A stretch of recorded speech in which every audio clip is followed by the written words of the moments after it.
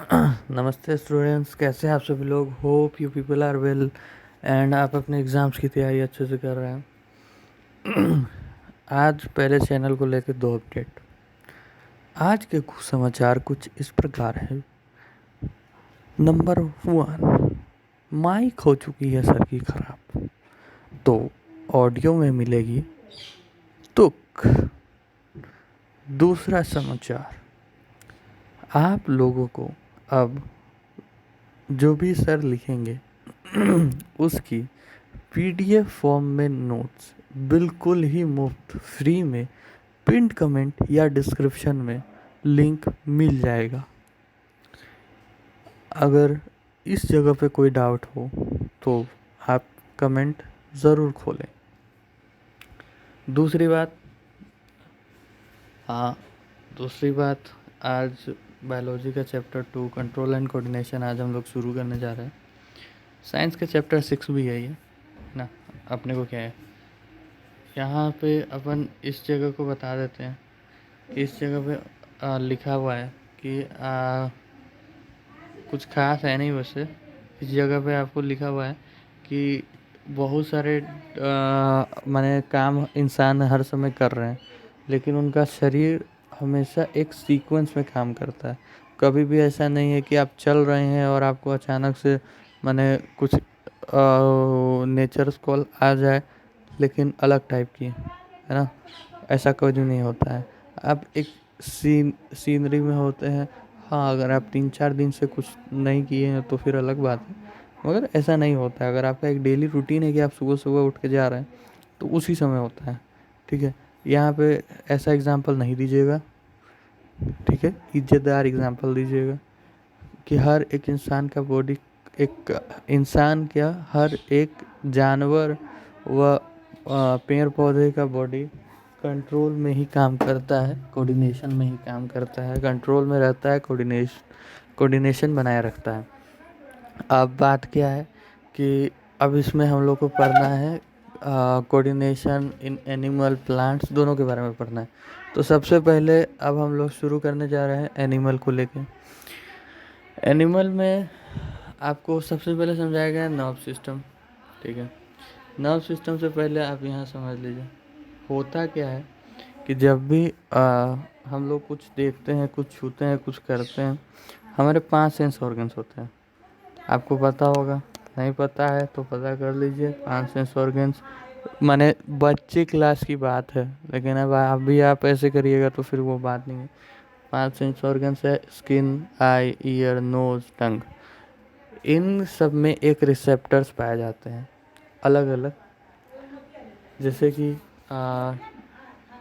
टंग में होता है गैस्टरी रिसेप्टर्स, ठीक है। नोज में होता है ऑल्फैक्टरी रिसेप्टर्स। बाकी आप मुझे कमेंट करेंगे, ठीक है। और इस सब से जो नोज़ है, ऑल्फैक्टरी से हमें पता चलता है कि हाँ सुगंध कैसी है। गैस्टरी से पता चलता है कि हाँ मतलब ये कैसा है, कि टेस्ट कैसा है फूड का, ठीक है। ये सब बात अब हम लोग को पता चलती है, ठीक है।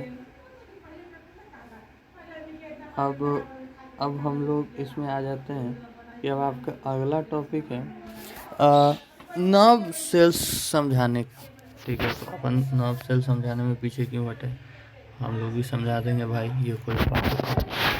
आ जाइए, सबसे पहले नर्व सेल बनाना सिखा देता हूँ।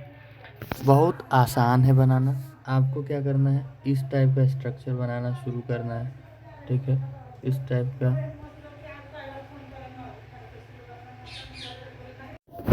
ठीक है।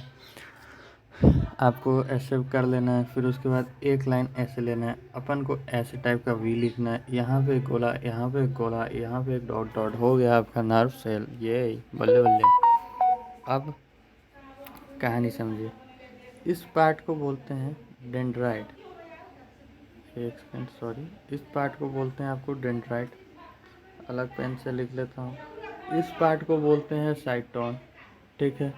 इस पार्ट को बोलते हैं एक्सॉन, और इस पार्ट को बोलते हैं नर्व एंडिंग, ठीक है। आई होप आप अच्छे से समझ गए होंगे। एक बार आप खुद से इसको प्रैक्टिस कर लीजिए रिक्वेस्ट पे, क्योंकि बायोलॉजी का बाबू एक मास्टर प्लान, टिप दे रहा हूँ टिप, आंसर छोटा लिखो बड़ा लिखो, आई डोंट केयर, इवन वो भी नहीं केयर करता है जो वो चेक कर रहा है। हाँ मतलब अब 5 नंबर का क्वेश्चन है, तुम एक लाइन लिख दोगे कि क्वेश्चन है कि हाउ नर्व्स वर्क, तो तुम लिख दोगे कि nerve works as it works always. ये कोई बात हुआ? मतलब ये कोई बात होती है? ना वैसे काम करता है जैसे हमेशा काम करता है, क्या माँ बात क्या है बे? और तुम डायग्राम बना के तो वो ये माने ये तो स्पेशल केस है तुम्हारा, ठीक है। अपन को वैसा नहीं करना है, प्रॉपर लिखना है ना। लेकिन डायग्राम बिना बनाए बायोलॉजी का एग्जाम में आने का मतलब है कि आपने पेपर आधा किया है, ठीक है। इसीलिए हमें डायग्राम सीखना पड़ेगा। इतना सिंपल डायग्राम अभी बना के बताया, इसमें तो दिमाग भी नहीं लगाना। इसको आप एक बार अच्छे से प्रैक्टिस कर लें। चलिए मैं इसको आपके स्लाइड पे ऐड कर देता हूँ पीडीएफ में, चूँकि वादा किया भाई तो वादा तो निभाना पड़ेगा, है ना। और अब अपन आ जाते हैं अब अपन आ जाते हैं वापस से ऊपर, जहाँ पे अपने को अब आगे पढ़ने का है भी। हाँ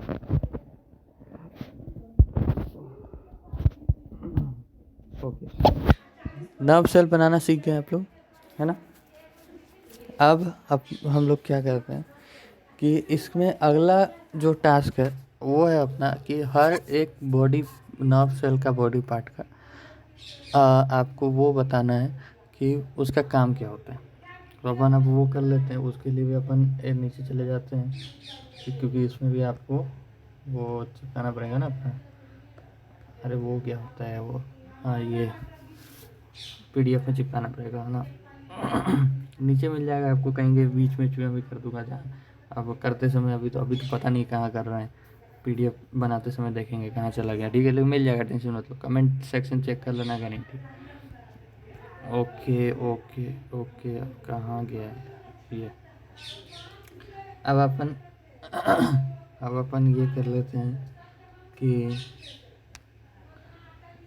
ये वाला ठीक लग रहा है, ये वाला ही ठीक लग रहा है, क्या ये फालतू है, यही से करना पड़ेगा नहीं। चलिए छोड़िए, आइए बनाते हैं अपन इसको हल्का सा छोटा कर दे हैं, छोटा रे, ठीक है, से छोटा है रे, क्या बवाल है बे, क्या छोड़ो गाइस, छोड़ो छोड़ो, होते रहता है छोटा मोटा बात पे भरोसा नहीं करते अपन। ये अभी स्क्रीन फ्लिप किया क्या? कोई बात नहीं गाइस, अगर स्क्रीन फ्लिप कर गया हो तो सॉरी, लेकिन मेरे को लगा कि स्क्रीन फ्लिप किया। खैर काम पे ध्यान देते अपन। हाँ अपने को बताना है कि नर्व सेल्स कैसे काम करते हैं, ये बनाना है अपने को। ये ऐसे थोड़ा सा छोटा बनाए तो ज़्यादा अच्छा रहेगा, ऐसा ऐसा ऐसा ऐसा। अब वर्किंग पूछा जाए तो एक के बाद एक आप दूसरा भी बनाएंगे। दूसरा का नॉब एंडिंग दिखे ना दिखे वो मतलब नहीं है अपने को, लेकिन इतना पार्ट तो आप ज़रूर बनाएंगे। हाँ आपको यहाँ पे कलाकृति करने का मन करे ऐसे ऐसे ऐसे तो कर सकते हैं, वो कोई बात नहीं है, लेकिन इतना ज़रूर आप बनाएंगे। अब होता क्या है, उसको आप ध्यान से समझिए। यहाँ से कोई भी मान लीजिए स्टिमुलस आया, जैसे कि मान लेते हैं एग्जाम स्टिमुलस आया, ठीक है। उसको सबसे पहले डेंड्राइड इन्फॉर्मेशन को कलेक्ट करेगा, डेंड्राइड इस इन्फॉर्मेशन को कलेक्ट करेगा, ठीक है। डेंड्राइड इस इन्फॉर्मेशन को कलेक्ट करने के बाद क्या करेगा कि आपको सेल बॉडी या साइटोन, मैंने बताया आपको साइटोन बोलते हैं, इसको सेल बॉडी भी बोला जा सकता है। साइटोन में भेजेगा। साइटोन यहाँ पे एक इम्पोर्टेंट प्ले करता है रोल। साइटोन क्या करेगा कि इस इंफॉर्मेशन को, चाहे किसी भी फॉर्मेट में हो, लाइट के फॉर्मेट में हो चाहे किसी भी फॉर्मेट में हो, इसको इलेक्ट्रिकल इम्पल्सेस के फॉर्म में कन्वर्ट करेगा। फिर ये इलेक्ट्रिकल इम्पल्सेस के फॉर्म में यहाँ रन करेगा। ये नर्व एंडिंग के आने के पास ये नर्व एंडिंग क्या करेगा कि इसको एज अ केमिकल कन्वर्ट करके यहाँ पे रिलीज कर देगा, यहाँ पे ऐसे रिलीज कर देगा। ठीक है, केमिकल के फॉर्म में यहाँ पे आपको ये रिलीज हो चुका है। अब क्यों हुआ है, अब इसके पीछे इंटरेस्टिंग कारण है, पहले ये समझा देता हूँ, है ना, उसके बाद कारण बताता हूँ। कारण क्योंकि आपके सिलेबस का है नहीं, तो कारण आप नहीं भी सुनेंगे तो कोई फ़र्क नहीं पड़ेगा, लेकिन बता दूंगा यार, क्या दिक्कत है, अपन को कोई फ़र्क थोड़ी पड़ रहा है। तो यहाँ पे ये रिलीज़ हो गया, केमिकल के फॉर्म में रिलीज़ होगा। यहाँ पे आपको ध्यान देना है कि साइटोन इसको इलेक्ट्रिकल इम्पल्सेस में कन्वर्ट किया और नर्व एंडिंग इसको केमिकल के फॉर्म में रिलीज़ किया। इन दो आपको नर्व सेल्स के बीच में थोड़ा सा गैप होता है जहाँ पे केमिकल सिक्रीट होता है। इस गैप को बोलते हैं साइनेप्स। ठीक है, फिर ये आपका डेंड्राइट या साइटोन फिर इस केमिकल को लेगा, फिर इसको इलेक्ट्रिकल और आगे भी ऐसे ही काम करते रहेगा। यहाँ पे दो इंटरेस्टिंग फैक्ट बता दूँ, सिलेबस का नहीं है, जिन लोगों को नहीं सुनना है 10 सेकंड फास्ट कर ले, 10 सेकंड आगे कर ले, बाकी जिनको सुनना है सुन लीजिए। सबसे पहली बात, ये गैप इसलिए होता है क्योंकि मान लीजिए कि आप घर में आपकी इलेक्ट्रिसिटी आती ही होगी तो ही आप इसको देख पा रहे हैं वीडियो को।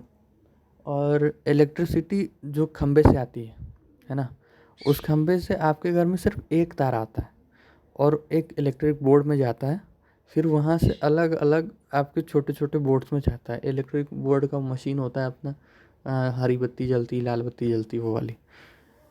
मगर एक बात सोचिए, जैसे कि अगर हर एक आपके घर की स्विच बोर्ड के लिए अलग उस खंबे से तार लिए आ जाए, एक तो कॉम्प्लेक्स सिस्टम, ऊपर से रिस्की सिस्टम, है ना। इसीलिए यही सेम कॉन्सेप्ट इंसान के शरीर में भी काम करता है। ब्रेन जहाँ से मेन पावर यूनिट है, जहाँ से मेन सब कुछ जा रहा है, वहाँ से हजारों तार ले जाने के बजाय एक ही तार लेके गया है। और वो तार क्या करता है कि वो एक ही तार लेके जा रहा है और वही तार आगे चल के 2-3 तार में डिवाइड होता है। तो इसीलिए गैप रखना ज़रूरी है। और जैसे कि एक ही तार से बाहर बोर्ड में लाइन नहीं दिया जा सकता, इसलिए अलग अलग तार कम से कम, मतलब मेन बोर्ड से अलग अलग स्विच बोर्ड्स में अलग अलग तार से पहुंचाना होता है। तो ब्रेन से एक तार निकला और डिवाइड होते होते अलग अलग स्विच बोर्ड में पहुंचा, अलग अलग बॉडी पार्ट्स में पहुंचा। पहली फैक्ट। दूसरी फैक्ट, आप जो भी सोचते हैं, आपको लगता होगा कि आप याद रखते हैं ना, कुछ याद रखते हैं। आपका दिमाग जो याद रखता है, कुछ पार्ट तो आप इसमें पढ़ेंगे कि सेरिब्रम में स्टोर होता है, कुछ पार्ट आपका इस साइनेप्स में स्टोर होता है। जो वो पार्ट होता है जो कभी आप चाहते हैं कि मैं भूल जाऊं, लेकिन जो पार्ट आप भूल नहीं पा रहे हैं, वो होता है इस साइनेप्स के फॉर्म में स्टोर। समझे, ये आपको जल्दी भूलने नहीं देता है। ठीक है, तो किसी चीज़ में आप फंसे हुए हैं तो मतलब यहीं पे आपका कुछ स्टोर है, समझ गए। तो ये दो फैक्ट थी, जिनको नहीं सुनना था स्किप कर दिए होंगे I think. Okay okay okay, यहाँ पे इसको अटका देते अपन।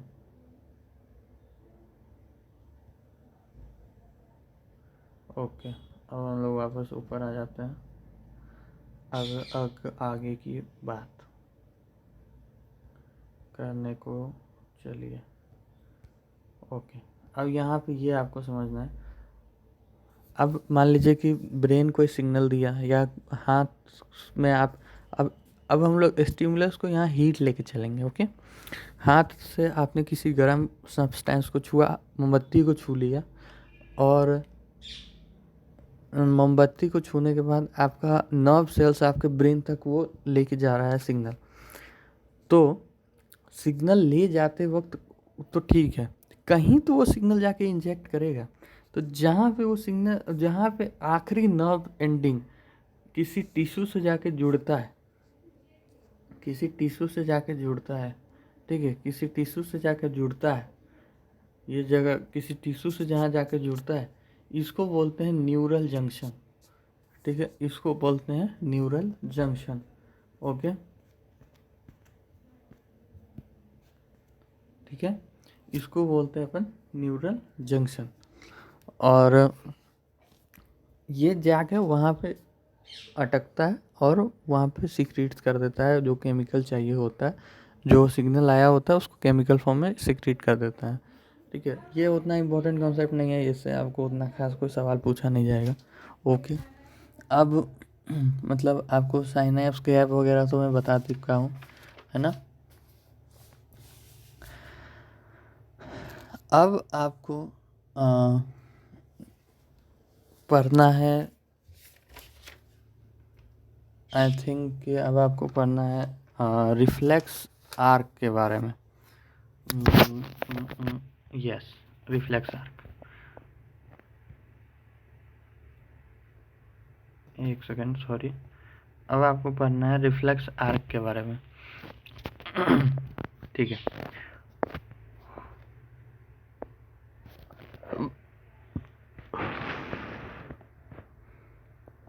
Okay okay okay okay okay, क्या किया जाए। ठीक है, अपन एक काम करते हैं, आपको रिफ्लेक्स आर्क समझने से पहले चीज़ समझना होगा, CNS और PNS किसको कहते हैं। ठीक है, तो अपन उसका फिर से ड्राइंग बना के कोशिश करेंगे, खुद से ही बनाएंगे हम लोग। मैं चूँकि हाथ से बना रहा हूँ तो आपको भी हाथ से ही बनाना चाहिए। ठीक है, क्योंकि आपको भी याद होगा इस तरीके से। हम लोग के ह्यूमन शरीर में 2 टाइप के सोचने के पार्ट होते हैं, यू कैन से। ठीक है, पहला मतलब नहीं, 2, सॉरी गलत हो गया, सोचने के पार्ट नहीं, मतलब 2 टाइप के आप कह सकते हैं कि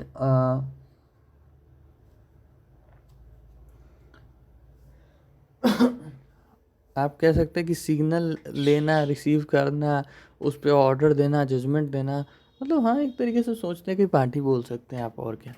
वो 2 टाइप के होते हैं। पहला मैं आपको बताता हूँ आपको।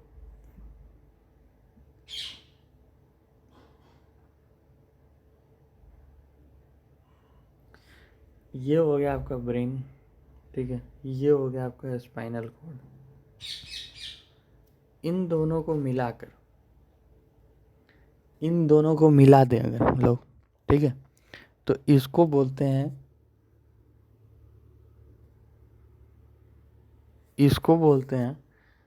सेंट्रल, अरे यार, इसको बोलते हैं अपना सेंट्रल नर्वस सिस्टम, मतलब CNS है यार, CNS। ठीक है, इसको बोलते हैं अपन CNS। ठीक है, और एक और टाइप का सिस्टम होता है, अब वो समझ लीजिए। ब्रेन, ओके, दूसरा ब्रेन है, ये स्पाइनल कॉर्ड है। ब्रेन से 12 पेयर ऑफ नर्व सेल्स निकलती है, क्योंकि मैं बताया ना कि हर एक जगह के लिए अलग अलग नर्व सेल्स लगाना मुश्किल है। 12 पेयर ऑफ नर्व सेल निकलती है, और स्पाइनल कॉर्ड से 31 पेयर ऑफ नर्व सेल्स निकलती है। इस 12 पेयर जो ब्रेन में है, इसको बोलते हैं क्रेनियल नर्व्स। ठीक है, और जो इधर नीचे स्पाइनल कॉर्ड में, इसको बोलते हैं स्पाइनल नर्व्स। ये जो नर्व सेल्स निकल रही है, 12 पेयर और 31 पेयर, इन दोनों को मिला के बोलते हैं PNS, पेरिवेनल नर्व सिस्टम। समझे? अब हो इसका काम क्या है अभी आप समझेंगे, चिंता मत करिए, अभी तो कुछ बताया भी नहीं है। ओके, यहाँ पे मैं आपको इसको लगा देता हूँ, ठीक है, ताकि आपको ईज हो। और PDF जैसे कि बता चुका हूँ, नीचे कमेंट सेक्शन वगैरह चेक कर लीजिए, कुछ मिल ही जाएगा आपको। इसको भी अपने हाथ से बनाएंगे क्या? आइए इसको भी हाथ से बनाएंगे इसका, क्योंकि आपको हाथ से बनाना पड़ेगा एग्जाम में। सबसे पहले इसमें ना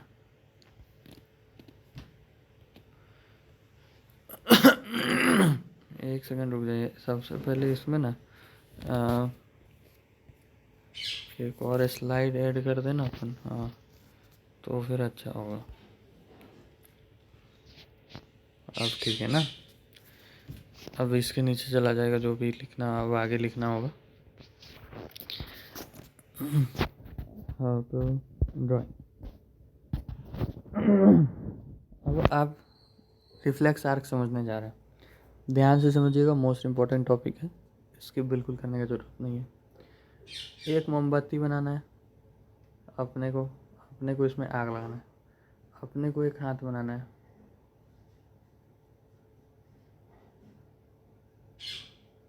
ठीक है, इतने दूर पे छोड़ देना है।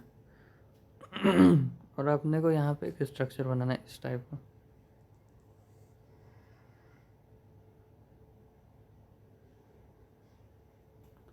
नहीं है, गलत हो गया, पता नहीं, एक सेकंड।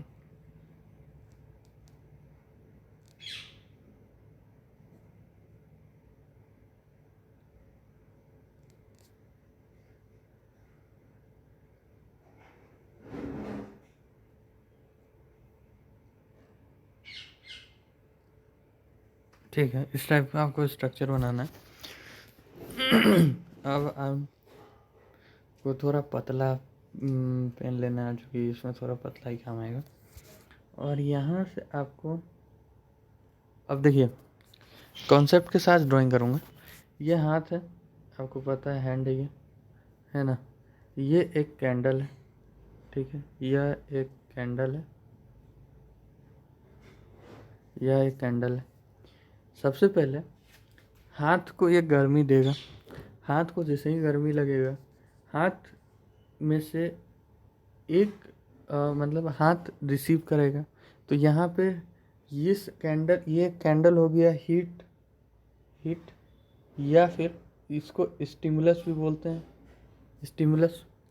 हाथ रिसीव किया तो यहाँ पे कोई रिसेप्टर्स होगा, स्किन में रिसेप्टर्स, ठीक है, हीट रिसेप्टर्स, हीट रिसीव किया, हीट रिसेप्टर्स एक नर्व्स के पास इसको भेज देगा, जिसको बोलते हैं सेंसरी नर्व्स। सेंसरी नर्व्स ऐसे जाएगी। ये है आपका CNS, सेंट्रल नर्वस सिस्टम, लेकिन ये ब्रेन नहीं। खास बात यहाँ पे ये CNS तो लिखी हुई है, मगर ये ब्रेन नहीं, ये है स्पाइनल कॉर्ड। ओके, ये है स्पाइनल कॉर्ड। यहाँ पे जैसे ही आपकी ये जाएगी, यहाँ पे एक न्यूरॉन होती है, जिसको बोलते हैं रिले न्यूरॉन, ठीक है, रिले न्यूरॉन। यहाँ फिर एक नर्व निकलेगी और ये वापस जाएगी इस एफेक्टर ऑर्गन में। इस नर्व को सेंसरी नर्व बोलते थे, इस नर्व को बोलते हैं motor neuron, motor nerve, motor neuron, जो भी मन करे। और ये इफेक्टर ऑर्गन में जाएगी, और इफेक्टर ऑर्गन को पता चल जाएगा कि हाथ हटाना है, तो ये हाथ हटा लेगा। आपको समझ में आ रहा है? कुछ क्लियर हो रहा है कि नहीं हो रहा है? फिर से बता रहा हूँ, उसको समझिएगा आप। एक हाइलाइटर इसमें ले लेते हैं।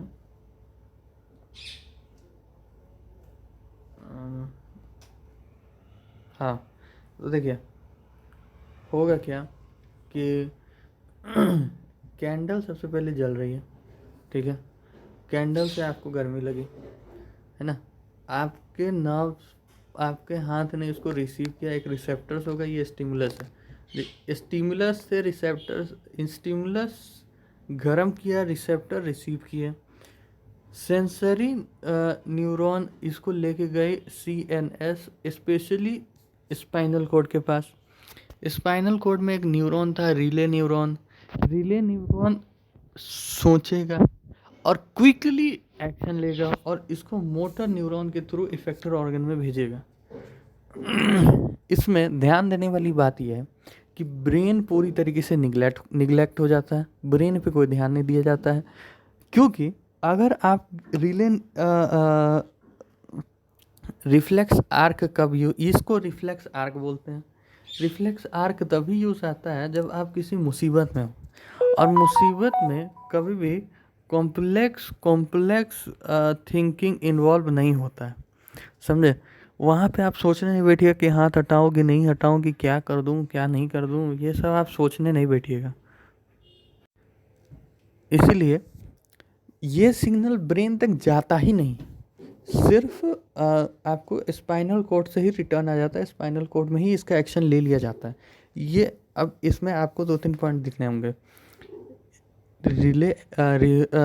रिफ्लेक्स एक्शन तेज़ होता है, तुरंत ही होता है, उसी समय होता है। अगर गर्मी लग रही है तो उसी समय हाथ हटेगा, ये नहीं कि दिमाग सोचेगा बताएगा कि हाँ गर्मी लग रही है बाबू हाथ हटाना पड़ेगा, ऐसा नहीं होता है। फिर उसके बाद जब ये हो जाता है एक्शन, जब ये कंप्लीट हो जाता है तो दिमाग को इन्फॉर्मेशन देती जाती है कि ऐसा ऐसा हुआ था, ताकि दोबारा से ये गलती ना हो कि आप दोबारा से जाके उसको छू दें।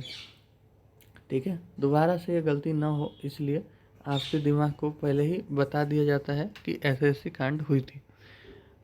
ओके, इसमें नो कॉम्प्लेक्स थिंकिंग इन्वॉल्व होती है, कोई कॉम्प्लेक्स थिंकिंग नहीं होता है। ओके, और कोई भी दिमाग का काम होता ही नहीं है, दिमाग इसमें पूरी तरीके से इग्नोर हो जाता है। सेम डायग्राम आपको यहाँ पे दिख रहा होगा, यहाँ पे आपको दिख रहा होगा कि CNS है, लेकिन स्पेशली स्पाइनल कॉर्ड है। ठीक है, मैसेज ब्रेन तक भेज दिया जाएगा बाद में, अभी नहीं। ठीक है, और मैं कुछ देख लूँ कि और कुछ खास आपको बताने वाला हो। नहीं, कुछ खास तो आपको बताने वाला नहीं है ना। अब अब अब अब अब अब आपको ये समझना है कि ब्रेन इतना इम्पोर्टेंट पार्ट है। ठीक है, ब्रेन इतना इम्पोर्टेंट पार्ट है ह्यूमन के लिए। इसका प्रोटेक्शन करने के लिए इंसान ने कुछ ना कुछ तो किया ही होगा। ठीक है, मतलब जिसने भी बनाया हम लोग को, उसने कुछ ना कुछ तो किया ही होगा। तो ब्रेन इतना इम्पोर्टेंट पार्ट होने के कारण हम लोगों को ब्रेन का स्पेशल प्रोटेक्शन मिलता है। ठीक है, हम लोग सबसे पहले यहाँ पे एक ब्रेन बना लेंगे। ठीक है, अब ब्रेन अलग अलग लेयर्स में प्रोटेक्टेड होता है। ठीक है, सबसे नीचे होता है, अलग अलग रंग से मैं आपको बना के दिखाऊंगा। सबसे नीचे होता है एक पतला सा लेयर होता है बस।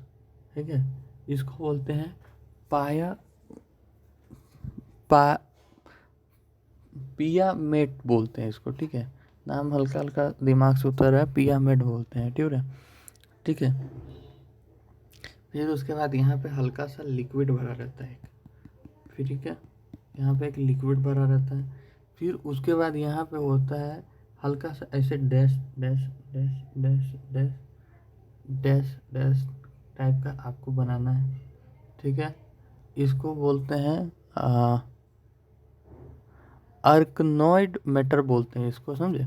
इस चीज़ को आर्कनॉइड मैटर बोलते हैं। ये डैश डैश डैश करके बना होता है, ये फाइबर टाइप का होता है। फाइबर आपने देखा, कार्डबोर्ड टाइप का होता है, ये दब सकता है। ठीक है, इसका मतलब ये नहीं कि दबा से नहीं चले ब्रेन को। फिर एक होता है ड्यूरा मैटर होता है, जो कि बहुत मोटा लेयर होता है। ठीक है, फिर उसके बाद होता है सबसे ऊपर में स्कल। ये जो आप सर पे छूइएगा तो ये स्कल है, ये आपको फील हो सकता है। ठीक है, एक बार इसको मैं आपको और अच्छे से बना के बता देता हूँ। यहाँ पे जगह बची है ना। एक बार आप और अच्छे से समझ लीजिए, है ना। सबसे पहले आपका होता है पाया मैटर, पतला सा लेयर। फिर आपका यहाँ पे लिक्विड एक फ्लूइड भरा रहता है। इस फ्लूइड से अपने को कोई मतलब नहीं, नाम क्या होता है उससे को कोई मतलब होना नहीं चाहिए। फिर उसके बाद एक इस टाइप का फाइबर का लेयर होता है, ठीक है, इसको बोलते हैं अपन आर्कनोइड मैटर। फिर उसके बाद एक ड्यूरा मैटर होता है, ये हल्का सा मोटा लेयर का ऑफ शील्ड होता है। फिर अंत में आपका स्कल होता है। शॉर्ट फॉर्म लिख देता हूँ, पाया matter, arachnoid matter, dura mater और ये स्कल। ठीक है, आप अपने हिसाब से लिख लीजिएगा पूरा स्पेलिंग वगैरह। ओके, ये हो गई आपकी प्रोटेक्शन ऑफ ह्यूमन ब्रेन। और अब हम लोग आपको ह्यूमन ब्रेन के बारे में पढ़ना है। अब अपन मेन इस टॉपिक पे आ चुके हैं कि ह्यूमन ब्रेन क्या होता है ना। ह्यूमन ब्रेन के ऊपर आ चुके हैं अपन, ठीक है। तो आपने अभी तक यहाँ तक क्या समझा, एक बार रिवाइज करवा देता हूँ। सबसे पहले अपन ने समझा कि न्यूरॉन क्या होता है, न्यूरॉन काम कैसे करता है, साइटोन, एक्सॉन, इलेक्ट्रिकल इम्पल्सेस वगैरह समझा। फिर दो न्यूरॉन के बीच में हल्का सा गैप होता है जिसको साइनेप्स बोलते हैं, वहीं पे मेन स्टोरेज होता है और एक केमिकल सीक्रेट होता है, उसी इंफॉर्मेशन का एक केमिकल फॉर्म में सिक्रीशन होता है, ठीक है। फिर आपने CNS और PNS समझा, ठीक है। 12 pair of skull cranial nerves और 31 पेयर्स ऑफ स्पाइनल नर्व्स, ठीक है। फिर आपने समझा रिफ्लेक्स आर्क। फिर उसके बाद आपको मैंने बताया कि प्रोटेक्शन ऑफ ह्यूमन ब्रेन। अब हम लोग ह्यूमन ब्रेन के बारे में पढ़ने जा रहे हैं, इसमें भी ड्राइंग करेंगे, है ना। ह्यूमन ब्रेन बनाना बहुत ही सिंपल है, आपको कुछ दिमाग नहीं लगाना है ना। दिमाग बनाने में बिल्कुल दिमाग नहीं लगाना है। आपने क्या करना है, आपने जो बता रहा हूँ सीधा सीधा आप करते चलिए, है ना। धीरे धीरे करूँगा, आप सीधा सीधा करते चलिए। इस टाइप से आपको ऐसे करना है, ऐसे करना है, ऐसे करना है। फिर अपने को ऐसे करने का है, ऐसे करने का, ऐसे करने का, ऐसे करने का। अब ये ये ये ये ये ये ये ये ये ह्यूमन ब्रेन। दिमाग बनाने में दिमाग नहीं लगाना है, बन गया ह्यूमन ब्रेन, है ना। कुछ टेंशन नहीं, एकदम एक नंबर ह्यूमन ब्रेन बना है। बना के आओ, पूरा नंबर मिलेगा। ब्रेन का कुछ कुछ पार्ट समझिए। जो मतलब इस, ठीक है। अब अपन क्या करते हैं कि पार्ट इसका समझ लेते हैं। ये जो पार्ट है इसको बोलते हैं फोर ब्रेन, ठीक है। इस पार्ट को बोलते हैं मिड ब्रेन, इस पार्ट को बोलते हैं हाइंड ब्रेन। हाइंड ब्रेन से ही आपका स्पाइनल कोड की शुरुआत होती है, यहीं से आपका स्पाइनल कोड आगे बढ़ता है, यहीं से आपका स्पाइनल कोड ये आगे स्पाइनल कोड होता है, समझे। इसको मैं लगा देता हूँ आपके लिए, है ना। ओके, अब अपन यहाँ पे, क्योंकि आपके बुक में डायग्राम दिया है, मैंने बना दिया, है ना। आपके बुक में चूँकि दिया है डायग्राम, तो अपन इससे और भी चीज़ें पढ़ेंगे, है ना। और आप एक बार जो है ह्यूमन ब्रेन का डायग्राम को एक बार मेरे कहने पे प्रैक्टिस ज़रूर कर ले। बहुत सिंपल तरीके से बताया मैंने, है ना। इतना सिंपल ह्यूमन ब्रेन मुझे नहीं लगता कि आपको कहीं देखने मिलेगा, ठीक है। अब हम लोग आगे बढ़ते हैं। इस डायग्राम से मैं आपको कोशिश करूँगा ह्यूमन ब्रेन समझाने का कि काम कैसे करता है। अलग अलग पार्ट दिए हैं, अलग अलग कहानी है, आपको सब समझना पड़ेगा, ठीक है। फोर ब्रेन में, ठीक है, फोर ब्रेन में आपको यह समझना है कि कुल मिला के दो तीन चीज़ें हैं, वो आपको समझना है। सबसे पहला है ये है ड्राइंग कहाँ गया, एक तो फुल स्क्रीन क्यों नहीं है। ये इस टाइप का अपन कर लेते हैं। ये नोट्स आपको मिल जाएंगे, आप चाहे तो, हालांकि आप इसको नोट्स कीजिए, मेरे साथ दे दूंगा वो अलग बात है, मगर आप इसको नोट कीजिए, है ना, अच्छा होता है, समझ रहे हैं आप। थोड़ा छोटा करके अपन लिख देंगे, क्योंकि अपन को ज़्यादा कंटेंट छोटे से पेज में लिखना है, तो अपन इसलिए हाँ ज़्यादा करके लिख सकते हैं। चलिए शुरू करते हैं, ठीक है। ओके, सबसे पहला पार्ट है ये सेरिब्रम। ये होता है मेन थिंकिंग पार्ट, ठीक है, और दूसरा होता है biggest part of the brain, ठीक है।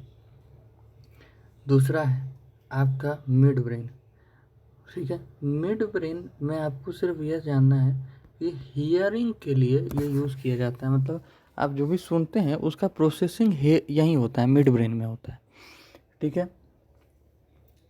मेन कहानी अब आपको यहाँ आपको नीचे साइड में दिख रही होगी, ये हाइपोथैलेमस और पिट्यूटरी ग्लैंड जो है ये मिड ब्रेन में, फोर ब्रेन में ही आता है, ठीक है। ये तीनों आता है आपको हाइंड ब्रेन में। तो आप यहाँ से मतलब आपको फोर ब्रेन में 3 पार्ट दिए हुए हैं, एक है ये सेरिब्रम, एक है हाइपोथैलेमस, एक पिट्यूटरी ग्लैंड। अपने को तीनों को समझने का है। हाइपोथैलेमस, आपको नाम से में आपको एक चीज़ दिख रहा होगा, हाइपोथैलेमस से आपको हीट निकालना है, हीट निकालनी है। हीट में क्या है, ईट आ रहा है, माने इट कंट्रोल्स हंगर। भूख लगती है आपको, लगती है कि नहीं, भले ही मैगी की लगती हो अलग बात है, मोमोज की लगती हो अलग बात है, मतलब हो लगती तो है, जीवित तो हो ना। और हीट मतलब control temperature, it regulate temperature. आपको पता है, आपने लाइफ प्रोसेस चैप्टर में पढ़ा है कि we are warm blooded animals, we control our body temperature, ठीक है। तो इस कारण से यही हाइपोथैलेमस हम लोग का बॉडी टेम्परेचर मेंटेन करता है, दिल को बोलता है कि अब जो जोर से पंप करो, अब धीरे पंप करो, ये करो वो करो वगैरह वगैरह। ईट मतलब हंगर को कंट्रोल कर रहा है। एक है पिट्यूटरी ग्लैंड, इसके बारे में हम लोग आगे पढ़ेंगे, इसलिए इसको अभी मैं स्किप कर रहा हूँ, लेकिन आगे बताऊँगा, ध्यान से सुनिएगा, या फिर बता देता हूँ। ये इसको बोलते हैं मास्टर ग्लैंड्स। ये आपका ग्रोथ हार्मोन सिक्रीट करता है। ग्रोथ हार्मोन अगर आपके पास ज़्यादा हो गया तो आप हो जाएंगे जाइंट। तो इसको, इस बीमारी को बोलते हैं जाइंटेटिज्म, जो खली में है। खली, ग्रेट खली आप जानते होंगे, काफ़ी लंबे, तो उनको है जाइंटेटिज्म। ये जिसमें कम हो गया वो हो जाएगा ड्वार्फ, इसको बोलते हैं ड्वार्फेटिज्म। जिसके में नॉर्मल हो, नॉर्मल वाला का कोई केस नहीं है ठीक है। और ये पिट्यूटरी ग्लैंड इस हाइपोथैलेमस द्वारा कंट्रोल किया जाता है, मतलब पिट्यूटरी ग्लैंड खुद से कंट्रोल नहीं हो सकता है, सीक्रेट नहीं किया जा सकता है, ये हाइपोथैलेमस द्वारा ही कंट्रोल किया जाता है, ठीक है। तो आपको क्वेश्चन आ सकता है कि हु कंट्रोल्स या हु ऑपरेट्स पिट्यूटरी ग्लैंड, या who encourage pituitary gland to secrete growth hormone. तो आपको समझना पड़ेगा हाइपोथैलेमस, ठीक है। यहाँ तक सारी बात क्लियर है। बहुत लंबा हम लोग आ चुके हैं, अभी और लंबा सफ़र है, मतलब आप समझ के चलिए कि वीडियो लंबा ही होगा, क्योंकि मैं तो अभी रिकॉर्ड कर रहा हूँ, मुझे टाइमिंग दिख नहीं रही है, मगर जितना हिसाब किताब है उस हिसाब से तो वीडियो लंबा होगा। तो पिट्यूटरी ग्लैंड हो गया। अब आप आ जाइए हाइंड ब्रेन में। हाइंड ब्रेन में 3 पार्ट होते हैं, पोन्स, मेड्यूला, सेरिबलम। सेरिब्रम इस सॉरी सेरिबेलम, सेरिबेलम में, बेलम मतलब आपको समझ में आना चाहिए, बेलम मतलब ये बैलेंस, बैलेंस मतलब ये पोस्चर मेंटेनेंस का काम करता है। आप सीधे खड़े हैं तो इसी कारण, आप लेटे हुए हैं तो इसी कारण, आप कुछ भी कर रहे हैं तो इसी कारण ये पोस्चर मेंटेन करता है। ये अगर ख़राब हो गया तो आप आरे तिरछे ही हो जाएंगे, नीचे झुक जाएंगे, ये हो जाएंगे, वो हो जाएंगे। आपने बहुत लोगों को देखा होगा, वो उनका मतलब सेरिबेलम ठीक से फंक्शनिंग नहीं है। दूसरा एक पार्ट होता है मेड्यूला, ठीक है। मेड्यूला क्या करता है कि यही पार्ट जो है सिक्रीट करता है डाइजेस्टिव एंजाइम, सिक्रीट नहीं करता है, सॉरी गलत बोल दिया, डाइजेस्टिव एंजाइम। जैसे आपने डाइजेशन वाले चैप्टर में पढ़ा होगा, लाइफ प्रोसेसर्स वाले चैप्टर में, चैप्टर 1 में, कि ह्यूमन डाइजेस्टिव सिस्टम में बहुत सारे एंजाइम सिक्रेट होते हैं। पेनक्रिया कुछ सिक्रेट करता है, कुछ गैस्ट्रिक जूसेस सिक्रेट्स होते हैं, है ना, अलग अलग चीज़ सिक्रेट्स होती है। तो ये कंट्रोल कौन करता है? तो यही मेड्यूला करता है। दूसरा रिसिप मैंने मतलब ये रिस्पायर करने का रेट को कंट्रोल करता है, ठीक है। मैंने आप कितना देर सांस लीजिएगा, कितना देर में कितना बार सांस लीजिएगा। जैसे आपको मैं बोलूँगा अभी आप ज़ोर से सांस लीजिए, तो आप ज़ोर से सांस लेंगे, ये आपको ऑर्डर मैंने दिया वो तो ठीक है, लेकिन आपके दिमाग के किस पार्ट ने ऑर्डर दिया? तो मेड्यूला ने ऑर्डर दिया, ठीक है।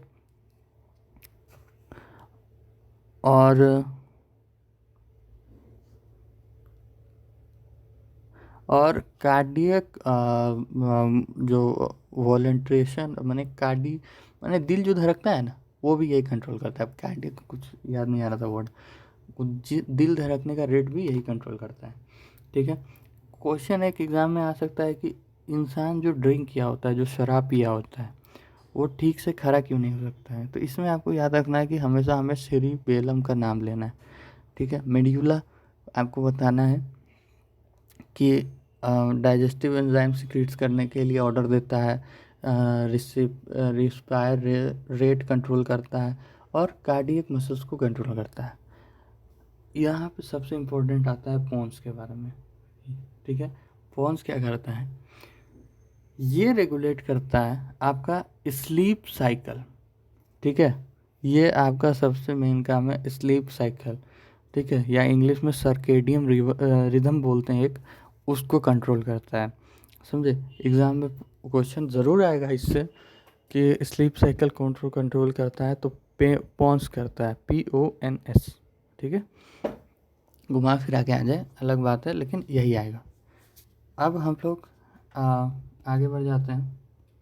इतनी दूर की बात हो गई अपनी। अब यहाँ छोटा सा एक चीज़ बताना था आपको कि अपना जो दिमाग है ना, वो इस टाइप का है। ऊपर से अगर आप, ये तो साइड साइड से हम लोग देख रहे हैं, ऊपर से देखेंगे तो कुछ इस टाइप का है।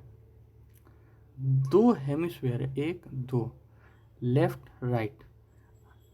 इन दोनों को जोड़ के रखने का काम करता है एक एक मसल है, मान के चलिए, इसका नाम है कॉर्पस कैलोजम, ठीक है। ये दोनों को कनेक्ट करके रखता है, लेफ्ट हेमिस्फीयर और राइट हेमिस्फीयर को। हम लोग का दिमाग 2 हिस्से में बटा हुआ है, 2 हेमिस्फीयर में बटा हुआ है। हेमिस्फीयर क्यों? ये स्फीयर, इसको काट दीजिएगा, हेमिस्फीयर हेमिस्फीयर, तो हेमिस्फीयर 2 हेमिस्फीयर में बटा हुआ है। दोनों को कनेक्ट करने का काम है कॉर्पस कैलोजम का, वो एक कनेक्शन है बीच में, आप समझ सकते हैं ऐसे।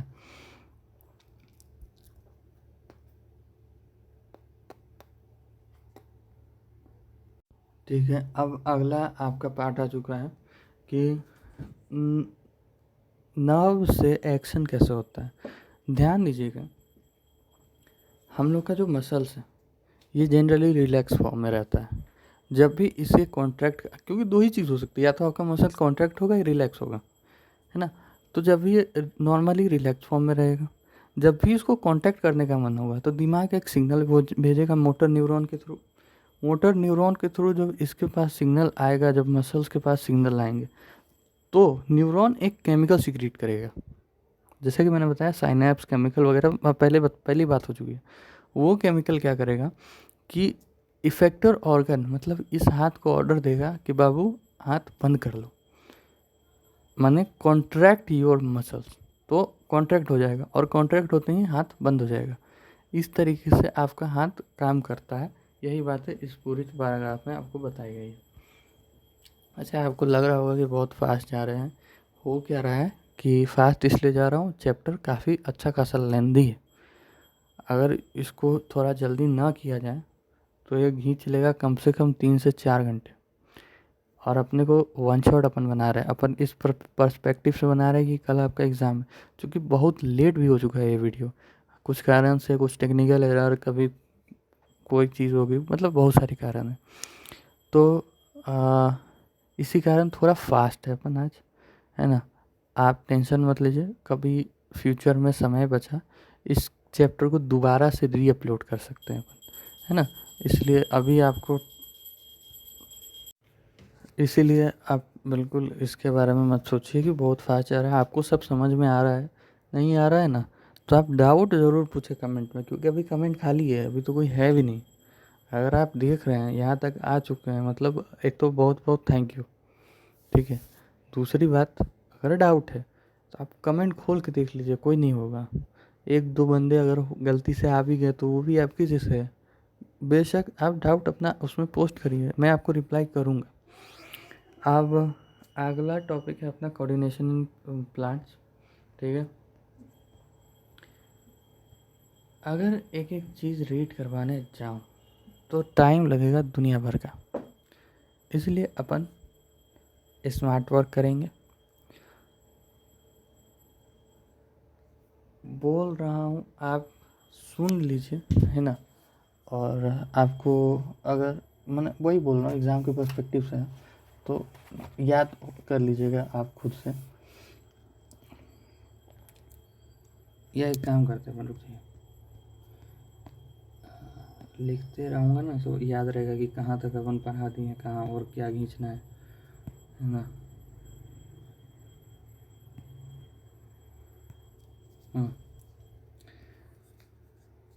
कोऑर्डिनेशन इन प्लांट्स अगला टॉपिक है अपना, कोऑर्डिनेशन इन प्लांट्स। इसको आप दो कैटेगरी में डिवाइड करते हैं, ठीक है। पहली कैटेगरी है ग्रोथ ग्रोथ प्रमोटर्स, दूसरी है ग्रोथ इनहेबिटेंट।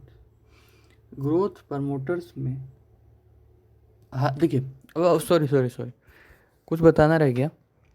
पहली बात, प्लांट्स के पास अपना जैसे ह्यूमन में कहानी क्या है कि नर्व सेल्स है, ठीक है। हालांकि अभी हम लोग में एक क्वेश्चन आएगा कि नर्व सेल्स इम्पोर्टेंट है या एक हार्मोन करके कभी और आपके पास टॉपिक है वो इम्पोर्टेंट है। इम्पोर्टेंट नहीं, कौन अच्छा है, तो वो अभी अपन डिस्कस करेंगे, उसको पे आप अभी मत ध्यान दीजिए। यहाँ सुनिए आप मेरी बात। प्लांट्स में किसी भी प्रकार का नर्व सेल्स होता ही नहीं, क्योंकि उनके पास कोई ब्रेन, कोई ऐसा सेंस है नहीं, ठीक है। वो एक सेट्स ऑफ कोड में है, वो उसी तरीके से काम करते हैं। तो प्लांट्स के पास तो कोई वो सोचने का ज़रूरत है नहीं, ना सीएनएस है, ना पीएनएस है, ना नर्व सेल्स है, ना कुछ नहीं है। लेकिन इनमें भी एक्शंस होते हैं, कोऑर्डिनेशन होता है, कंट्रोल किया जाता है, हेल्थ ग्रोथ वगैरह कंट्रोल इसमें भी होता है। वो कैसे होता है, इसमें मेनली कंट्रोल किया जाता है ये सारी कहानी हार्मोन के थ्रू। हार्मोन क्या होता है, हार्मोन एक तरीके का केमिकल होता है, स्पेशलाइज्ड काम के लिए बनाया जाता है, कि मतलब वो स्पेशल काम ही कर सकता है। और दूसरा, उसको डायरेक्टली एक फ्लूइड होता है वो, क्योंकि केमिकल है, उसको सिक्रीट कर दिया जाता है प्लांट द्वारा अपने ही अंदर, और वो सही जगह पे सेल, माने सेल टू सेल डिफ्यूज़न के थ्रू पहुंच जाता है जहाँ जाना होता है, और वहाँ वो अपना एक्शन दिखा देता है। इतनी बात आपको समझ में आ गई। अब अपन क्या करते हैं कि अपन ये हार्मोन को समझते हैं। ये हार्मोन दो टाइप के होते हैं, एक होते हैं ग्रोथ प्रमोटर्स, एक होते हैं ग्रोथ इनहिबिटर्स। ग्रोथ प्रमोटर्स में जो नाम आते हैं वो नाम है, पहला नाम है ऑक्सिन, ठीक है। साथ साथ इनका फंक्शन बताते चल रहा हूँ। ऑक्सिन क्या करता है, तो ये रूट और शूट की टिप में प्रेजेंट होता है, ठीक है। और ये ग्रोथ करने में हेल्प करता है, लेकिन ये लाइट से जलता है, जहाँ लाइट रहेगी उसके पीछे चला जाएगा और उस तरफ से ग्रोथ करेगा। इस कारण से प्लांट लाइट की तरफ झुक जाती है। अच्छा, ये वाली टॉपिक अभी मैं आपको समझाऊंगा, लेकिन इसमें आप ध्यान रखिए कि ये काम ऑक्सीजन करता है। दूसरा नाम अपना आता है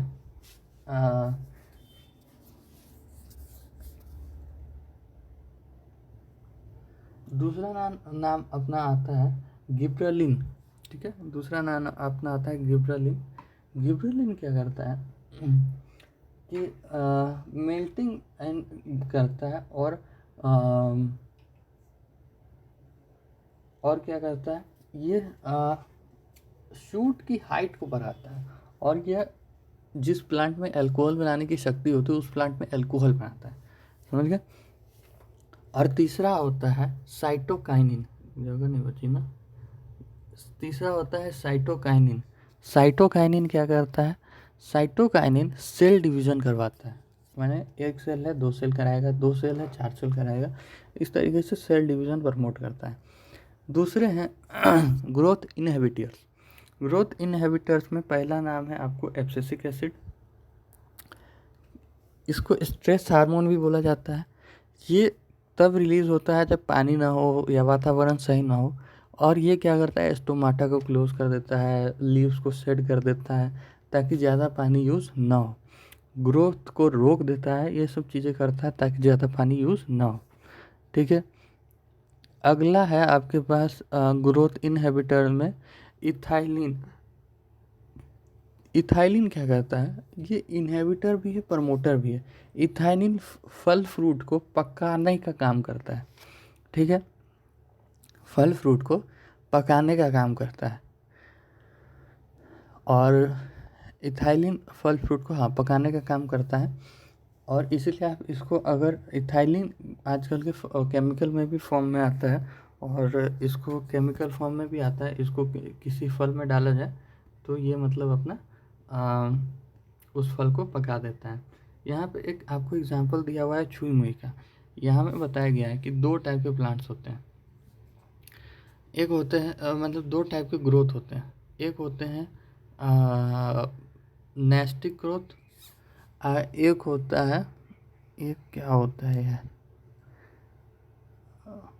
सॉरी, मूवमेंट 2 टाइप के होते हैं। एक होता है नेस्टिक मूवमेंट और एक होता है ग्रोथ रिलेटेड मूवमेंट।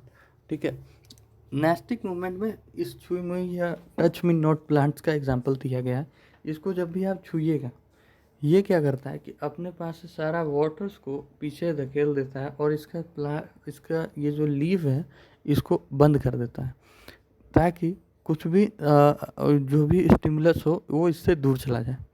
ठीक है, चाहे डर के, चाहे चौंक के, चाहे किसी कारण से दूर चला जाए। इसीलिए ये हो गया नेस्टिक मूवमेंट। नेस्टिक मूवमेंट और ग्रोथ रिलेटेड मूवमेंट में डिफ्रेंशिएट करने आ सकता है। नेस्टिक मूवमेंट मतलब वो मूवमेंट जिसमें ग्रोथ का कोई इन्वॉल्वमेंट ना हो, सिर्फ हो। ग्रोथ रिलेटेड मूवमेंट नाम से समझ में आ रहा है, ग्रोथ रिलेटेड हो।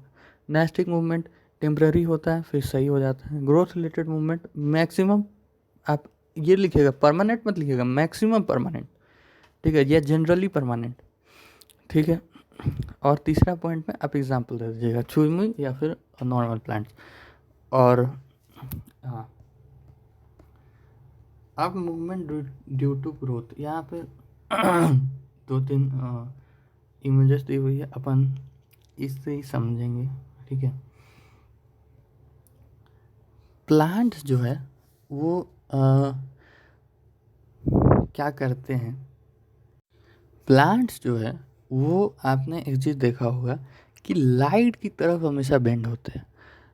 मतलब प्लांट्स लाइट की तरफ हमेशा झुके हुए होते हैं। इसी को एक एक्टिविटी के थ्रू करके दिखाया गया है। आप एक कार्डबोर्ड लीजिए, उसमें एक प्लांट डालिए, सारे साइड से बंद कर दीजिए, एक तरफ से लाइट के साइड से सिर्फ कागज खुला छोड़ दीजिए, ये लाइट की तरफ मुड़ना शुरू कर देगा। होता क्यों है, मैंने पहले बताया, ऑक्सीजन के कारण। ऑक्सीजन लाइट सेंसिटिव होता है, वो यहाँ से हट के इस डार्क साइड में आ जाता है, इस साइड को लंबा करने लगता है, इस साइड को थोड़ा छोटा करने लगता है, इस कारण से ये इस तरफ बेंड हो जाता है। समझ गए? समझ गए इतनी दूर तक कहानी? इरेजर इरेज कर दो इसको। इतनी दूर तक कहानी आप समझ गए। अब होता क्या है कि इस टाइप के मूवमेंट को लाइट की तरफ हो रही लाइट मतलब जो मूवमेंट लाइट की तरफ जा रही है वो पॉजिटिव फोटोट्रॉपिक मूवमेंट। जो लाइट से दूर जा रही है, अब दूर कौन जा रहा है, इस टाइम तो पास जा रही है ना सर, दूर रूट जा रहा है, तो ये होता है नेगेटिव फोटोट्रॉपिक मूवमेंट। एग्जाम्पल्स एक और है आपके पास, जियोट्रॉपिक मूवमेंट। हालांकि इसमें लिखा हुआ है इसलिए मैं लिखूंगा नहीं, अपन हाइलाइटर ले लेते हैं, इससे इससे ऐसे ऐसे करेंगे ये मिट जाएगा थोड़ी देर में, ये देखिए समझेगा।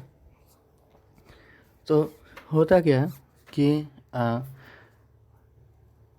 ग्रेविटी हर ऑब्जेक्ट को नीचे खींच रही है, लेकिन प्लांट का ये वाला जो पार्ट होता है ये हमेशा ग्रेविटी के विरुद्ध जाता है। इसी पार्ट को बोलते हैं नेगेटिव जियोट्रॉपिक मूवमेंट शो करने वाला पार्ट है ये, और roots positive geotropic movement show करने वाले पार्ट है। दो टाइप और होते हैं, यहाँ पे मैं बना देता हूँ। ये हो गया आपका एक स्टिक मान लीजिए आप, ओके एक स्टिक मान लेते हैं, ठीक है।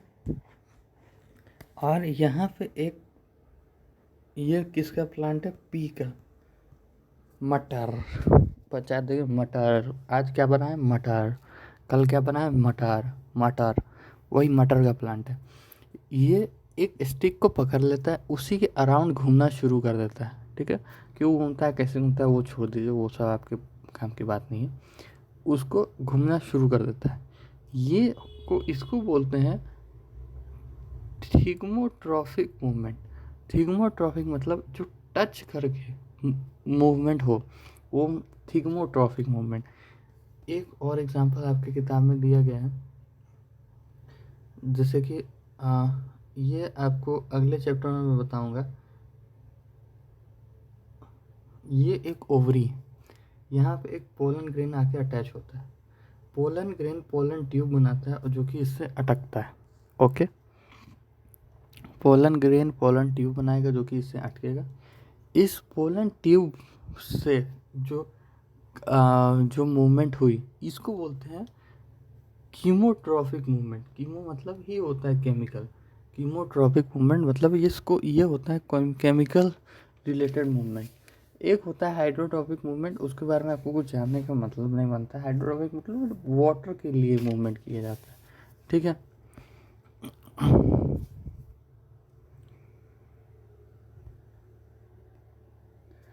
अच्छा, अब यहाँ पे अपन ने ध्यान नहीं दिया, ये वाला पैराग्राफ बहुत इंपॉर्टेंट है, इसको मैं समझा देता हूँ। एक बार इस पैराग्राफ को तो गारंटी रीड करिए, किसको रीड कर रहे हैं नहीं कर रहे हैं ठीक है आपकी मर्जी है, लेकिन एक बार इसको ज़रूर रीड करें, ठीक है। इस पैराग्राफ में क्या बताया गया है सो मैं आपको शॉर्ट फॉर्म में बता देता हूँ यहाँ पे, क्योंकि अपना तो वही काम है, लेकिन आप एक बार रीड ज़रूर कर लें। अपन ड्राइंग करके बताएंगे, आ जाइए नीचे। नीचे ड्राइंग क्या मतलब कुछ तो होगा नहीं खास, बस घसड़ दूंगा पेन और क्या। ये इसमें बताया गया है कि इंसानी शरीर में आप सुने होंगे एक चीज़ हार्मोन, आपने हार्मोन सुना होगा, जैसे किसी का टेस्टोस्टेरोन ज़्यादा है, बहुत सारा न्यूज़ मैंने सोशल मीडिया पे फालतू फालतू चलते रहता है, टेस्टोस्टेरोन बूस्ट करने के लिए केमिकल्स वगैरह भी आते हैं, और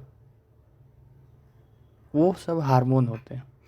एक आपने सुना होगा, अभी मैंने बताया, नर्व सेल्स जो केमिकल इम्पल्सेस करती है, दोनों ही असल में मैं आपको बताऊं तो मीन्स ऑफ कम्युनिकेशन है ह्यूमन बॉडी के लिए। दोनों तरीके से ह्यूमन बॉडी कम्युनिकेट करती है अलग अलग ऑर्गन से। हार्मोन केमिकल वे है, न्यूरॉन सेल्स जो है मैंने बताया इलेक्ट्रिकल इम्पल्सेस के थ्रू कम्युनिकेट करती है।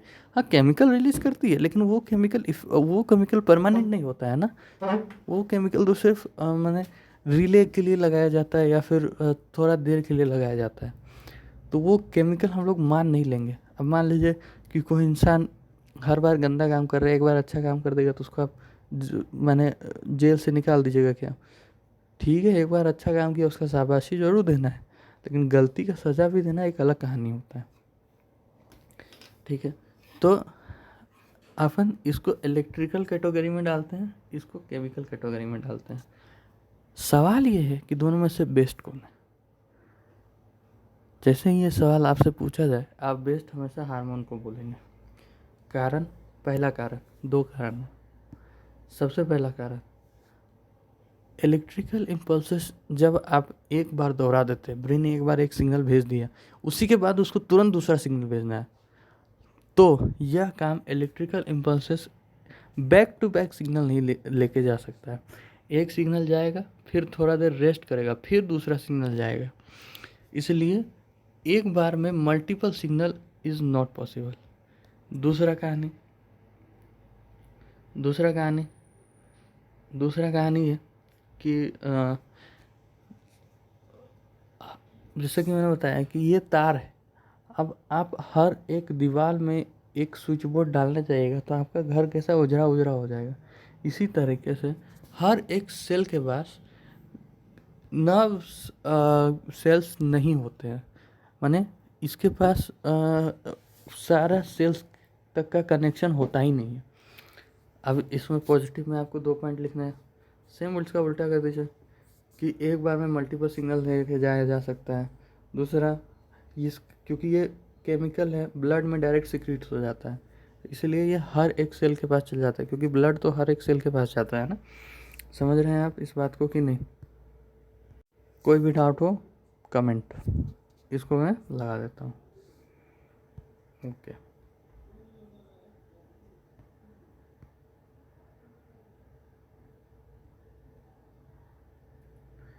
ठीक है, अपन ने यहाँ तक कर लिया। हाँ, अब लास्ट इसका टॉपिक है अपना ह्यूमन हार्मोन को लेकर। कुछ नहीं है, इस डायग्राम से समझा देता हूँ, बाकी आप अपना हिसाब से पढ़ लीजिएगा किताब। और तो कुछ खास है नहीं, है ना। हाँ, कुछ खास आपको यहाँ पे दिया हुआ नहीं है। ओके,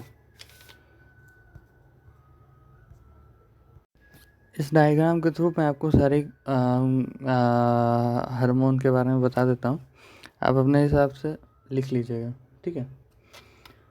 ऊपर से अच्छा, एक और बात बता देता हूँ, ये ऊपर वाले जो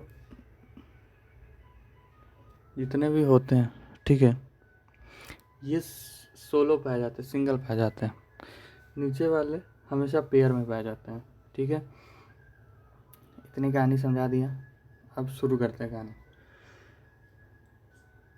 पीएनएल ग्लैंड से शुरू करते हैं, ठीक है। ये मेल और फीमेल दोनों में लगभग सब सेम होता है, ओके। दोनों में लगभग सारा कहानी सब कुछ सेम होता है, खाली अलग होता है तो ये सेक्स ऑर्गन्स को लेके अपन जब तक यहाँ तक नहीं पहुँच रहे हैं तब तक आप मेल और फीमेल दोनों के लिए सेम मान के चलेंगे। इस जगह से अपन डिफ्रेंशिएट कर लेंगे, मतलब आप सीधा समझिए यहाँ तक अपन एक ही रास्ता में चलेंगे, यहाँ से अपन डिफ्रेंशिएट आगे जाके करेंगे। तब तक यहाँ तक के लिए आप दोनों के लिए ही सेम मान के चलेंगे, एक ही जगह पे लिखूँगा तो आप समझ जाइएगा। शुरू कर रहे हैं। पीएनएल ग्लैंड को बोलते हैं बायोलॉजिकल क्लॉक नहीं, क्लॉक घड़ी, बायोलॉजिकल घड़ी। ये क्या करता है, आपका डे एंड नाइट साइकिल को कंट्रोल करता है। यही रात होने पे आपको नींद लगाता है, रात होने पे पॉन्स को ऑर्डर देता है। पॉन्स मैंने लास्ट टाइम आपको बताया था कि हाइंड ब्रेन में पार्ट है पॉन्स, उसको ऑर्डर देता है कि अब सोने का समय हो गया है, सोने वाला हार्मोन रिलीज़ किया जाए, तो पॉन्स उस हिसाब से हार्मोन को रिलीज़ कर देता है।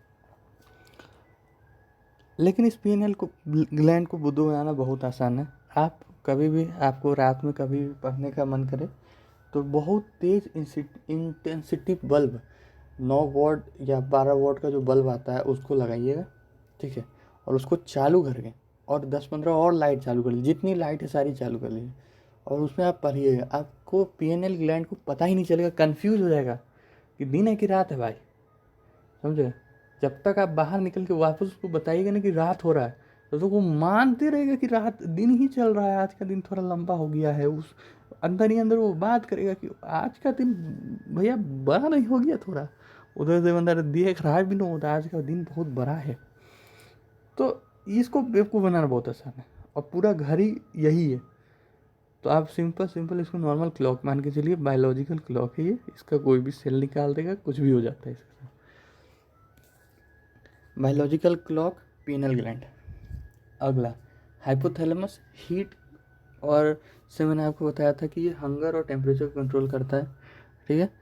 और ये कंट्रोल करता है पिट्यूटरी ग्लैंड को, मैंने बताया था ग्रोथ हार्मोन, है ना, ग्रोथ हार्मोन रिलीज करता है, ज़्यादा हो गया तो जाइजेंटेटिज्म, कम हो गया तो डॉर्फिटिज्म, नॉर्मल रहा तो ठीक है नॉर्मल। पिट्यूटरी ग्लैंड हो गया। पिट्यूटरी ग्लैंड को मास्टर ग्लैंड भी बोला जाता है। ये और सारे ग्लैंड्स को भी ऑर्डर देता है कि अब तुमको सीक्रेट करने का ज़रूरत है। अब आप आ जाइए थायराइड ग्लैंड के ऊपर। थायराइड ग्लैंड ये गले में इस जगह पे पाया जाता है, ठीक है। थायराइड ग्लैंड जो है वो एक हार्मोन रिलीज करता है जिसका नाम है थायरोक्सिन, ठीक है।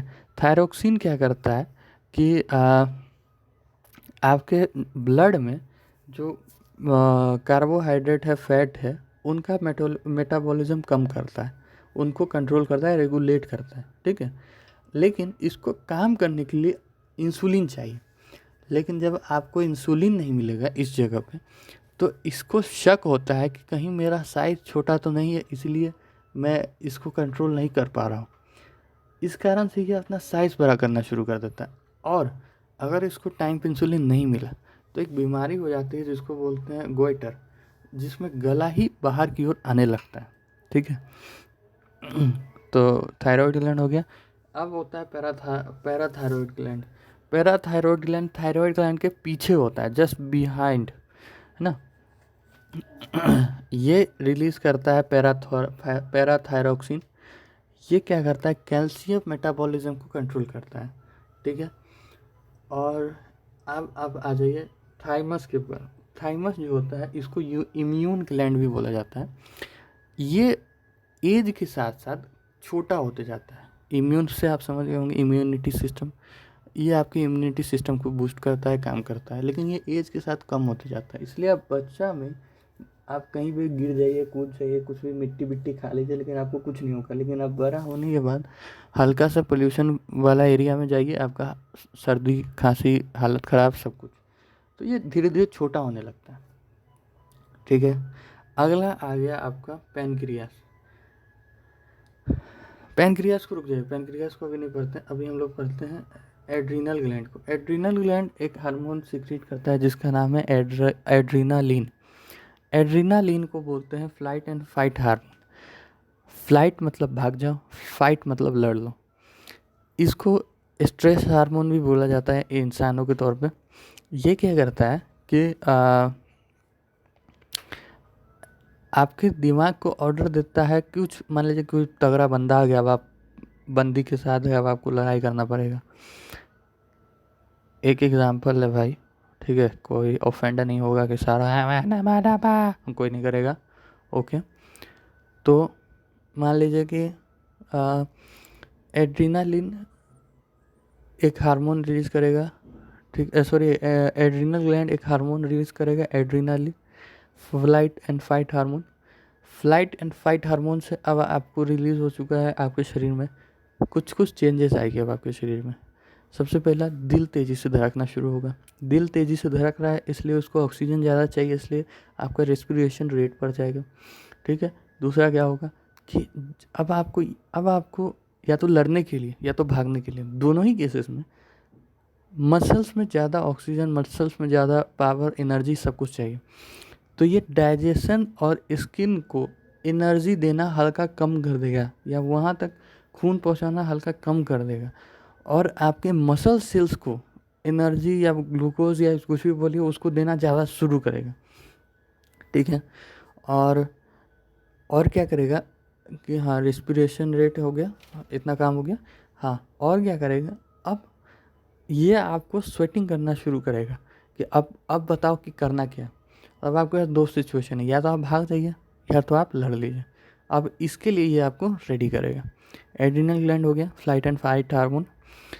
अब दूसरा आता है आपके पास पेनक्रियास। पेनक्रियास क्या होता है, पेनक्रियास दो हार्मोन सीक्रेट करता है। एक होता है इंसुलिन, एक होता है आपको एक होता है आपको इंसुलिन, एक होता है ग्लाइकोगन। ठीक है, ग्लाइकोगन और इंसुलिन एक दूसरे के एंटी है, मतलब एक दूसरे के विपरीत है। इंसुलिन क्या करेगा कि ब्लड में शुगर लेवल को डिक्रीज करेगा, ग्लाइकोगन इसी शुगर लेवल को इंक्रीज करता है। इंसुलिन क्या करता है कि शुगर को लेता है, कन्वर्ट कर देता है ग्लाइकोगन में और उसको वापस से पैनक्रियाज में स्टोर कर देता है। ठीक है, और जब इसकी ज़रूरत होती है शुगर की शरीर में, तो वो ग्लाइकोगन वापस जाता है और वापस से शुगर में कन्वर्ट हो जाता है और वो पहुंचा देता है। जब भी इंसुलिन बनना बंद हो जाता है तब एक बीमारी हो जाती है जिसको बोलते हैं डायबिटीज़। इस कंडीशन में पेशेंट को एडवाइस किया जाता है कि मीठा ना खाने, क्योंकि उसका बॉडी प्रॉपर इंसुलिन नहीं बना पा रहा है। क्यों नहीं बना पा रहा है, उसके पीछे कहानी बहुत लंबी चौड़ी है ना, उसमें हम लोग अभी, आप 10th में हैं अभी मत जाइए। तो इंसुलिन नहीं बना पाता है। अब इंसुलिन नहीं बना पा रहा तो आपका शुगर कंट्रोल नहीं हो रहा है, इसलिए आपको आर्टिफिशियल इंसुलिन मेडिसिन के रूप में लेनी होती है। ठीक है, और हाँ, मतलब इतनी कहानी है। दूसरा, अब लास्ट आ जाता है आपका मेल और फीमेल का सेक्स ऑर्गन्स पे। मेल के पास होती है टेस्टिस और फीमेल्स के पास होती है ओवरीज, जो कि हार्मोन सिक्रीट करती है। ओवरी सिक्रीट करती है ईस्ट्रोजन। ठीक है, ईस्ट्रोजन क्या करता है कि फीमेल सेक्सुअल कैरेक्टर शो करता है। मेल के पास होती है टेस्टिस, ये एक हार्मोन सिक्रीट करती है टेस्टोस्टेरोन, ये मेल सेक्सुअल कैरेक्टर शो करता है। ठीक है, दूसरा आपको यहाँ पे डू यू नो में आपको एक चीज़ दिया हुआ है कि हाइपोथैलेमस जो है बहुत इंपॉर्टेंट रोल प्ले करता है, क्योंकि यही सारे ग्लैंड पिट्यूटरी ग्लैंड्स को बताता है कि हार्मोन आप निकालना है, क्या करना है, और उसी से आपको बाकी शरीर में हार्मोन निकाले जाते हैं। एक लास्ट टॉपिक आपका इस चैप्टर का है फीडबैक मैकेनिज्म। होता क्या है कि इंसुलिन निकल रहा है, अब कभी तो आपका शुगर लेवल कंट्रोल में आ जाएगा, तो पता कैसे चल रहा है पैनक्रियाज को कि अब इंसुलिन नहीं रिलीज़ करना है। इसी को बोलते हैं फीडबैक मैकेनिज्म, कि जब शुगर लेवल हाई होगा इंसुलिन निकलते चला जाएगा, जैसे ही शुगर लेवल कंट्रोल हो जाएगा इंसुलिन निकलना बंद हो जाएगा। हालांकि डिटेल नहीं दिया हुआ है, इतना ही बताया है, अभी इतना समझिए, बाकी डिटेल आगे चल के कभी होगी तो दे दूँगा, ज़रूरत होगी तो दे दूँगा।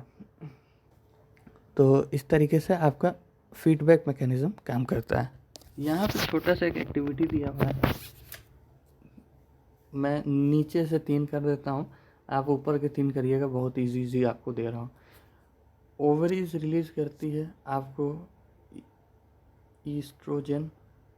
ठीक है, फीमेल सेक्सुअल कैरेक्टर शो करता है।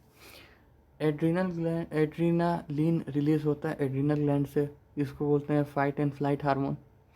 ठीक है, भाग जाओ, बच जाओ, यहाँ पे आप बहुत सी चीज़ें लिख सकते हैं। रेस्पिरेशन रेट बढ़ जाता है, इंक्रीज हार्ट रेट हो जाता है, ब्रीथिंग रेट इंक्रीज हो जाता है, अलग अलग चीज़ें होती हैं। अब यहाँ पे देख लीजिए रिलीजिंग हार्मोन, मैंने आपको बताया कि हाइपोथैलेमस पिट्यूटरी ग्लैंड को बताता है कि अब हार्मोन रिलीज़ करना है, तो यहाँ पे रिलीजिंग हार्मोन हाइपोथैलेमस रिलीज करता है। यहाँ पे आपको लिखना होगा हाइपोथैलेमस। देखिए सिमुलेट पिट्यूटरी ग्लैंड लिखा है, आपको इतने दूर से समझ जाना चाहिए कि सिमुलेट पिट्यूटरी ग्लैंड कौन कर सकता है, हाइपोथैलेमस। ओके, अब हाँ, ओ माय गॉड, चैप्टर ही खत्म हो गया। कितनी देर में ख़त्म हुई है, लगभग मुझे लगता है 1-1.25 घंटे की वीडियो खींच चुकी है, है ना, 1:20 1-1.25 घंटे की। खैर, जितनी की भी हो, अपने को क्या है। हाँ, अपन एक काम करते हैं, अपन रुक गए 1 सेकंड, इस स्क्रीन को साफ कर देते हैं। ओके, सो अब आई होप कि आपको ये वीडियो अच्छा लगा, चीज़ें आपको समझ में आई हो। अगला चैप्टर हम लोग देखते हैं कोशिश रहेगी कि हाउ डू ऑर्गेनिज्म रिप्रोड्यूस भी करवा ही दूँ अगले वीक या नेक्स्ट वीक तक, लेकिन मुझे नहीं लगता कि हो पाएगा क्योंकि और भी काम्स वगैरह होती है। खैर, पहला चीज़ तो सॉरी, वीडियो थोड़ी लेट आ रही है। कोशिश करूँगा कि मतलब जल्दी, मतलब रिकॉर्डिंग के तुरंत बाद ही अपलोड करवा दूँगा, आप टेंशन मत लीजिए, ओके। और बाकी नोट्स जैसा कि प्रॉमिस हुआ है, नोट्स आपको मिल जाएगा। डिस्क्रिप्शन बॉक्स में ना मिले तो आप कमेंट सेक्शन एक बार ज़रूर चेक करें, ठीक है। और दूसरी बात कि एक भाई ने अपना कमेंट किया था कि मतलब अच्छा ही कमेंट किया था, पॉजिटिव कमेंट किया था, तो उन भाई का नाम तो अभी नहीं दिख रहा है। और तो उनको थैंक यू। और आप लोग भी ऐसे कमेंट करते हैं तो अच्छा लगता है ना, एक मोटिवेशन मिलती है ना। बाकी ठीक है, पढ़ाई पे ध्यान दीजिए और क्या। और तो बाकी सब ठीक है। चलिए, इसी के साथ अच्छा लगा वीडियो तो लाइक कीजिए, शेयर सब्सक्राइब, वही कमेंट, डाउट हो तो कमेंट ज़रूर करें। तब तक के लिए मिलते हैं फिर नेक्स्ट वीडियो में। तब तक के लिए thank you, bye bye bye.